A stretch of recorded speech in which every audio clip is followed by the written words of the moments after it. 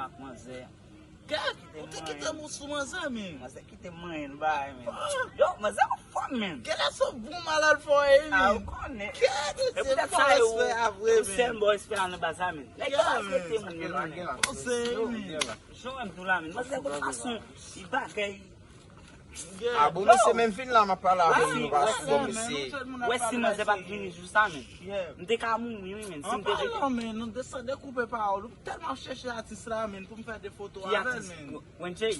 Ya men, Qui est nous ça parler là? On fait un ça qui dit 10 ans l'abdomen des fois comme maman. On vient artiste mais pisse au 3 semaines depuis on les dos dans la recherche. Yo prend soleil pour la vie, c'est un bateau. Tu vas pour tête chercher pour une photo non men. Tu vas pas occuper monsieur, m'pa connait le grand goût.